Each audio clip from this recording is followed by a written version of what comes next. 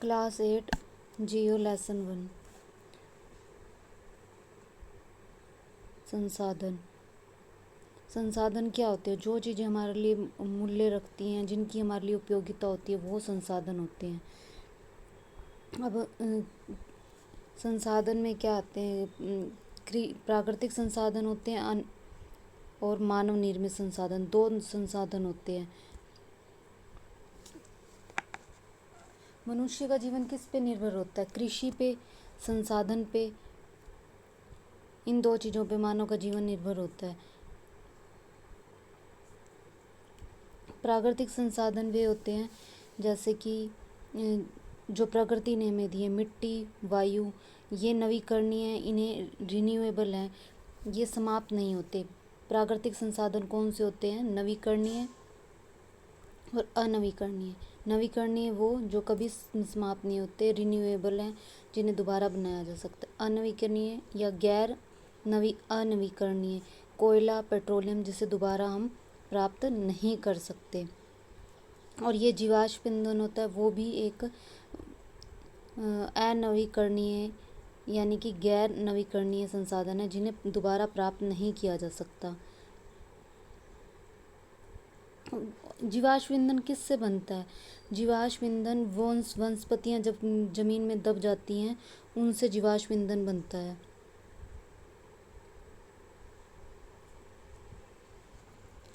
प्राकृतिक संसाधन दो होते हैं, नवीकरणीय, अनवीकरणीय। और थर्ड होते हैं ये मानव निर्मित संसाधन, और नहीं, सेकंड होते हैं मानव निर्मित, थर्ड होते हैं मानव संसाधन। 3 प्रकार के संसाधन होते हैं, प्राकृतिक, मानव निर्मित और एक मानव संसाधन। अब मानव निर्मित संसाधन में क्या होता है? जो प्रौद्योगिकी है, जैसे कि जो हमने इन्वेंशन करी है। मानव निर्मित संसाधन में आता है प्रौद्योगिकी, बायोटेक्नोलॉजी और इंफ्रास्ट्रक्चर। प्रौद्योगिकी क्या होती है? ये आईटी होता है। आईटी जैसे कि जो भी हम इन्वेंशन करते हैं, सड़क बनी, कैसे बनी, रेल बनी, कब बनी पहली बार, हवाई जहाज बने, ये इन्वेंशन सब करी मानव ने, ये आती है प्रौद्योगिकी के अंतर्गत। बायोटेक्नोलॉजी होती है, जो भी कैंसर का इलाज होता है, जो भी हम मेडिकल साइंस हमने इन्वेंशन करी, जो भी हमने इन्वेंशन हुई, वो बायोटेक्नोलॉजी में आएगा। इंफ्रास्ट्रक्चर में आएगा, जो भी आप निर्माण करते हो, वो सारा कुछ आएगा इंफ्रास्ट्रक्चर में। थर्ड है मानव संसाधन।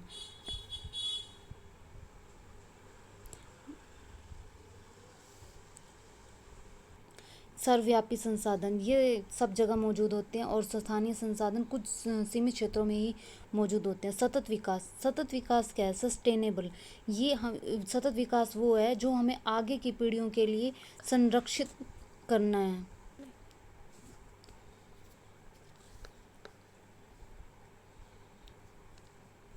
सस्टेनेबल डेवलपमेंट वो होती है जो हम आगे वाले पीढ़ी, आने वाली जो पीढ़ी है हमारी, उनके लिए बचा के रखते हैं। कोई भी चीज़ हो, जैसे पानी हो तो उसको बचा के रखना हो। अब ये नहीं है कि अगर आगे वाले पीढ़ियों के लिए बचा के रखे तो अपने लिए नहीं, इतना यूज़ करें कि हमारा भी हो जाए और आगे वाली पीढ़ी जो आने वाली है तो उनके लिए भी यूज़ हो जाए।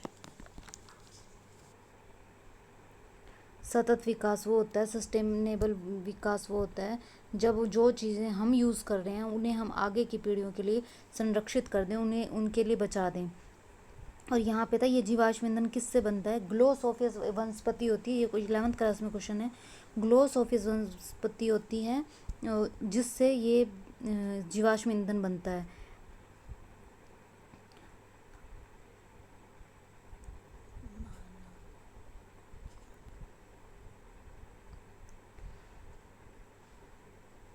अब ये यूनाइटेड नेशन ने ये सिग्निफाई करे थे कि जो हम प्रकृति का संरक्षण कैसे कर सकते हैं। हम जैव विविधता का संरक्षण करना चाहिए। हमें मानव जीवन में जो SOL पद्धति अपनानी चाहिए, यानी कि स्टैंडर्ड ऑफ लिविंग अपनाना चाहिए। हमें जो इंसान अगर कार में जा रहा है वो बस का यूज़ करे, अपने संसाधनों पर कंट्रोल करना चाहिए। और गैर अनवीकरणीयों का प्रयोग कम करना चाहिए। जैसे कोयला या पेट्रोलियम है, जो चीज़ें नष्ट होने वाली हैं उनका प्रयोग हमें कम करना चाहिए। प्रदूषण को कम करना चाहिए, पर्यावरण की शिक्षा देनी चाहिए और प्रकृति को कम नुकसान देना चाहिए। ये यूएन नेशन ने 6 अपना डिफाइन करे थे कि किसके द्वारा हम पर्यावरण को सुरक्षित रख सकते हैं। ये भी 11th एनसीईआरटी का क्वेश्चन है। अब हम करेंगे ज्योग्राफी का चैप्टर 2।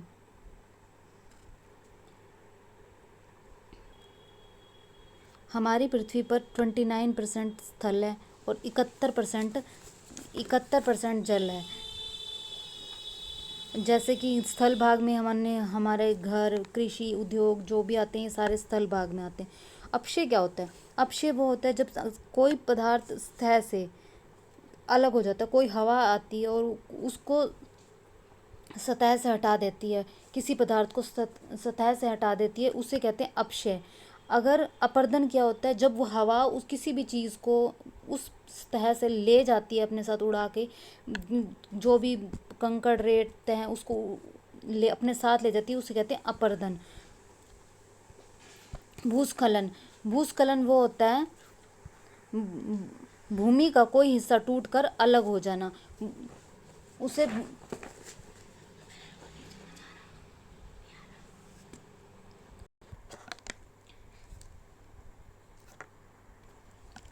सॉइल इरोजन क्या होता है कि किसी भी चीज़ को उसकी सतह से निकाल के ले जाना। और जो डेजर्टिफिकेशन होता है उसको, इसमें क्या होता है कि किसी भी चीज़ को उसकी सतह से जहाँ पे वो है उससे निकाल के उसको लेके चले जाना कहीं और और फिर आता है डेजर्टिफिकेशन। उसमें क्या होता है किसी चीज़ को उसकी सतह से तो निकाली लेकिन लेके नहीं जाएंगे उसे, वहीं निकाल के बस वहीं रहेगी वो, ये डेजर्टिफिकेशन होता है।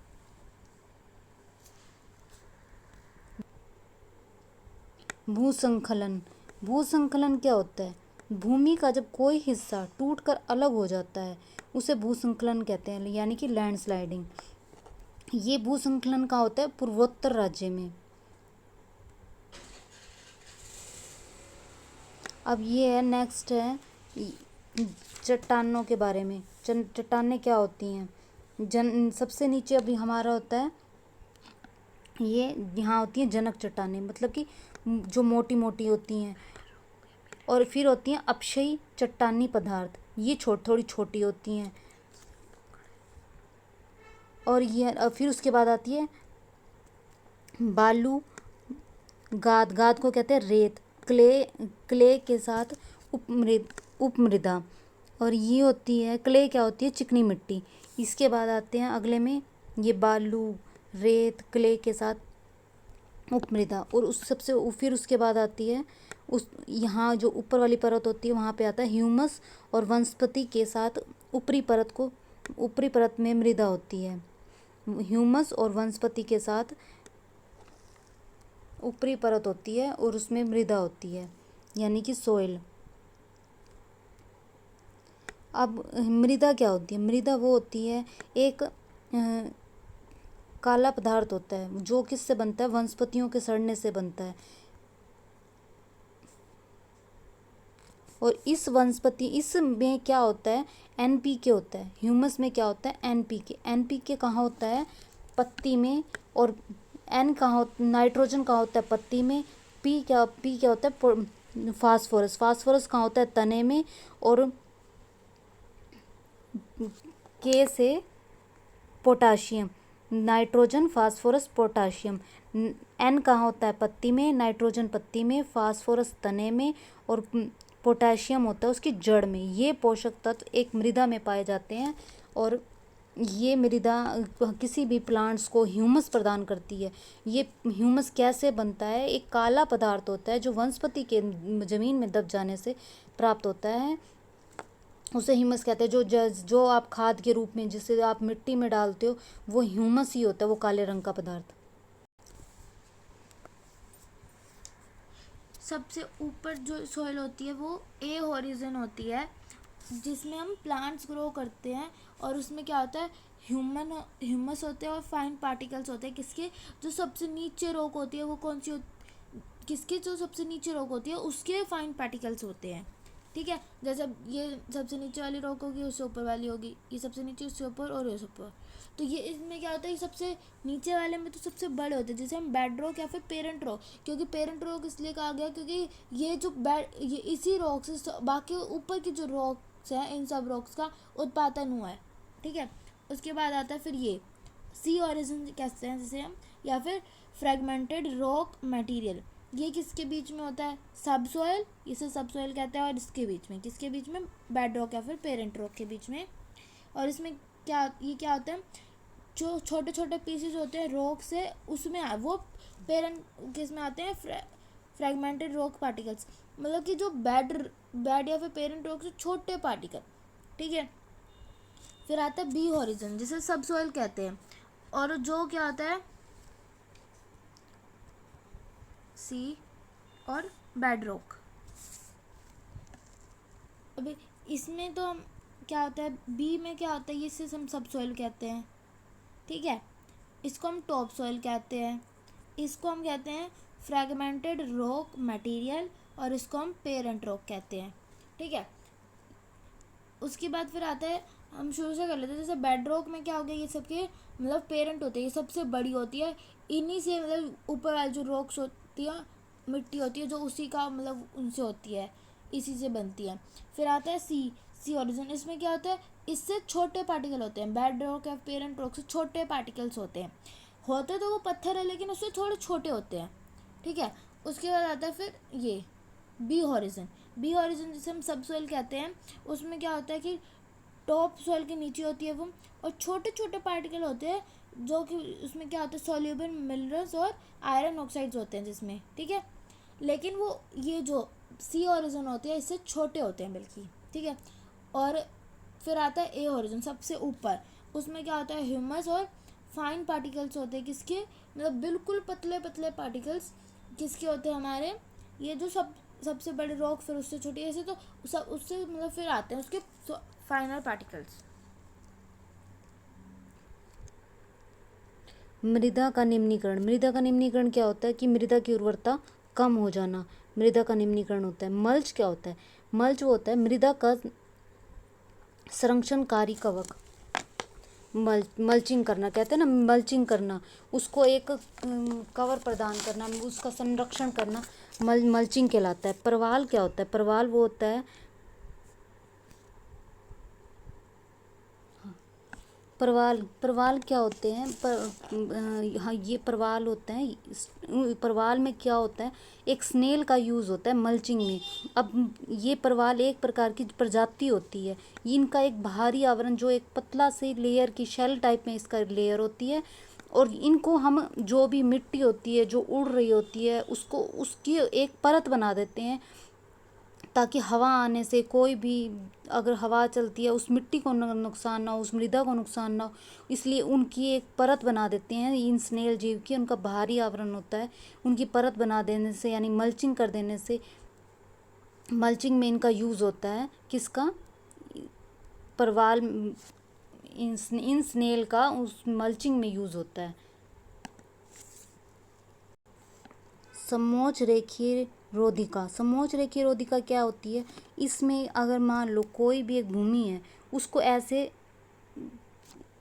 कर देंगे, उसको स्लाइड बना देंगे, उसको उसमें एक ढाल बना देंगे, एक स्लोप बनाते जाएंगे, और उससे क्या होएगा, स्लोप बनाने से वहाँ पर जल एकत्रित नहीं होगा। जल एकत्रित नहीं होगा तो वो उस भूमि को नुकसान नहीं पहुँचेगा। अब इसको समोच्च रेखीय रोधिका बनाना कहते हैं। चट्टान द्वारा बांध, रॉक डैम। अब रॉक डैम में क्या करते हैं, अब ये देखो, ये है चट्टान द्वारा बांध बनाना। चट्टान द्वारा जब हम रॉक डैम बनाते हैं, अब मान लो ये है, अब यहाँ ऐसा पर्वत है, अब मान लो ये पर्वत है, अब यहाँ आपने यहाँ पे आपने क्या करना है, यहाँ पे एक स्लोप बना देना है। थोड़े थोड़े डिस्टेंस में आपने स्लोप बना दोगे, और ऐसे ऐसे ईंटों के टाइप आप ऐसा कर बना दोगे थोड़ी थोड़ी डिस्टेंस में। तो इससे क्या होगा, जो पानी होगा सीधा रिसाव नहीं होगा, और यहाँ वाली जो मृदा है, ना तो ये खिसकेगी, ना ये हवा के साथ किसी भी प्राकृतिक आपदा से ये ये परत बहेगी नहीं तो इन पर्वतों को नुकसान नहीं होगा। ऐसे ऐसे स्लोप बना देने को रॉक डैम कहते हैं और ये 35 डिग्री सेल्सियस तक बनाए जाते हैं।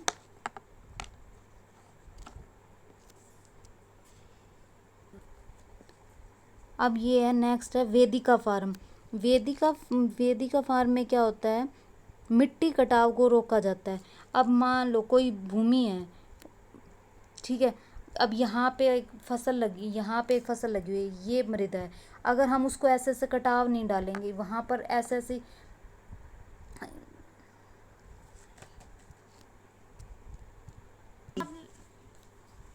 वेदिका फार्म क्या होते हैं, अब मान लो कोई ऐसी भूमि है, यहाँ ये मृदा है, यहाँ पे कोई मिट्टी है, अब उसको ऐसे ऐसे कटाव दे देंगे। उसको कटाव देने का मतलब ये होता है कि वो पानी सीधा नहीं जाए, सीधा बहेगा तो ये अपनी मृदा को साथ लेके उस भूमि का नुकसान होगा। ऐसे से थोड़े थोड़े डिस्टेंस पे उसको ऐसे स्लोप बना देंगे, तो स्लोप बनाने से क्या होगा, पानी रुकेगा नहीं और वो पानी अपना बह के चला जाएगा, वो मृदा को नुकसान कम पहुँचाएगा। अब नेक्स्ट है अंतर फसल। अब हम कोई फसल उगाते हैं, देखो हमने यहाँ फसल उगा दी, तो हम उसके बीच में ये थोड़ा सा डिस्टेंस छोड़ देंगे, फिर हम यहाँ पे एक क्रॉप लगा देंगे। इसको इस डिस्टेंस को अंतर फसल करने से क्या होता है, जो भी अगर मान लो यहाँ पे आपने कोई फसल उगाई, अब वो फसल नाइट्रोजन छोड़ती है और हमने बीच में ऐसी फसल लगानी है वो जो नाइट्रोजन लेती होती है, वो नाइट्रोजन लेगी, वो ज़मीन में डाल देगी और जो प्लांट्स को ज़रूरत होगी दूसरे प्लांट वो नाइट्रोजन एब्जॉर्व कर लेंगे। पहले तो वो नाइट्रोजन दे रहे हैं और जो बीच में ऐसे प्लांट लगा देंगे जिनको जो नाइट्रोजन लेते होते हैं, फिर जो साथ वाले प्लांट ने नाइट्रोजन छोड़ी है, रिलीज़ करी है, वो प्लांट नाइट्रोजन ले लेंगे। इससे एनवायरनमेंट को नुकसान नहीं होगा और जो नाइट्रोजन भूमि को चाहिए होती है, मृदा को चाहिए होती है, उसको डेवलप होने के लिए वो नाइट्रोजन वापस वो प्लांट लेंगे तो वापस वो सोइल में चली जाएगी। इसे कहते हैं अंतर फसल। कोई भी फसल उगाने के बाद जो बीच में जो स्पेस बचता है उसमें और फसलें उगा देने को ही अंतर फसल कहते हैं। अब नेक्स्ट है रक्षक मेखला। रक्षक मेखला क्या होती है,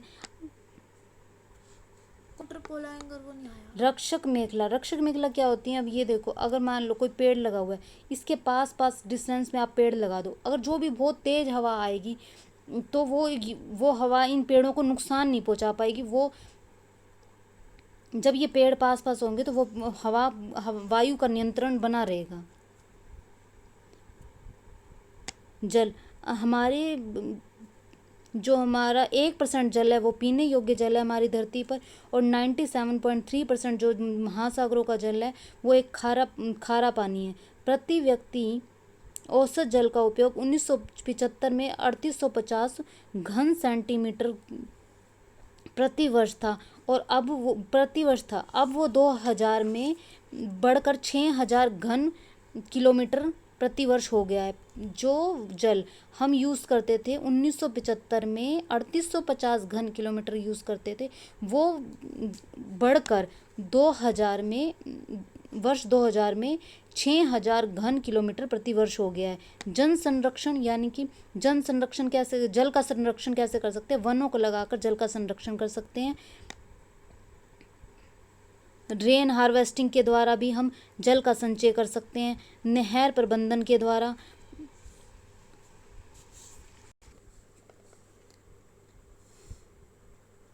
जल संचयन कैसे कर सकते हैं, रेन वाटर को हार्वेस्ट करके आप जल संचयन कर सकते हैं। नहर प्रबंधन क्या होता है, नहर प्रबंधन होता है नहर का प्रबंधन करने से जो वहाँ जो सैंड है वो खिसके नहीं, वो भूमि दलदली ना हो, उसके लिए हमने क्या करना होता है। अब ये देखो, अगर मान लो ये जैसे यहाँ नहर है, ये नहर है और नहर के नीचे यहाँ पे एक रेत है, अगर हम उसको ऐसे स्लोप नहीं बनाएंगे, यहाँ नहर है, अगर ऐसे डेप्थ नहीं बनाएंगे तो ये जो यहाँ पे सैंड है वो भूमि दलदली हो जाएगी। अगर हमने ऐसे स्लोप बना दिए, यहाँ पे पानी इकट्ठा होता रहेगा। अगर हम ऐसे स्लोप नहीं बनाएंगे, यहाँ नहरों में ऐसे स्लोप नहीं बनाएंगे, वो नीचे वाली मृदा को क्या ले जाएंगे, बहा के ले जाएंगे और वो भूमि दलदली सी हो जाएगी। इसे कहते हैं नहर प्रबंधन। और उसके बाद होता है कृषि के में क्या करते हैं हम, ड्रिप सिस्टम यूज़ करते हैं। ड्रिप सिस्टम से हम थोड़े से पानी से हम अपनी पूरे खेत की सिंचाई कर सकते हैं।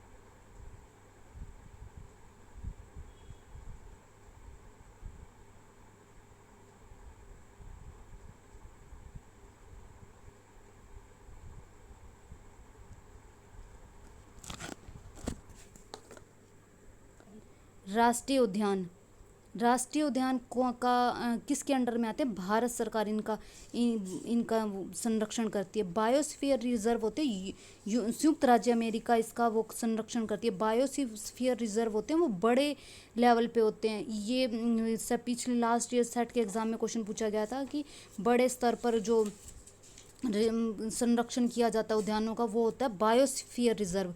और राष्ट्रीय उद्यान होते हैं जो भारत सरकार हमारा संरक्षण करती है कि उद्यानों को कैसे संरक्षण करते हैं। और इसके अंदर आते हैं अभ्यारण्य, जो छोटे स्तर पे होते हैं अभ्यारण्य। राष्ट्रीय उद्यान होते हैं इनमें कोई भी एंटर नहीं कर सकता सरकार की परमिशन के बिना। और जो अभ्यारण्य होते हैं वहाँ पर हम जा सकते हैं, अपना इन्वॉल्वमेंट कर सकते हैं, मगर वहाँ की किसी भी चीज़ को हम राष्ट्रीय उद्यान में हम किसी भी चीज़ को नुकसान नहीं पहुँचा सकते, किसी भी चीज़ से छेड़छाड़ नहीं कर सकते। बायोस्फीयर रिजर्व किसके अंडर आते हैं, संयुक्त राज्य अमेरिका में। अब ये एक बनाया हुआ था कि साइट्स CITES वन्य जीव एवं वनस्पति की लुप्तप्राय प्रजातियों के लिए अंतर्राष्ट्रीय व्यापार पर कन्वेंशन हुआ था। और ये क्वेश्चन भी लास्ट ईयर एग्जाम में आया था। रामसर अब ये क्वेश्चन भी लास्ट एग्जाम में आया था। रामसर आर्द्र भूमि संरक्षण क्षेत्र 1971 में बना था ये साइट। और इसमें और केवला देव झील ये राजस्थान में है। और इसे घाना पार्क भी बोला जाता है। और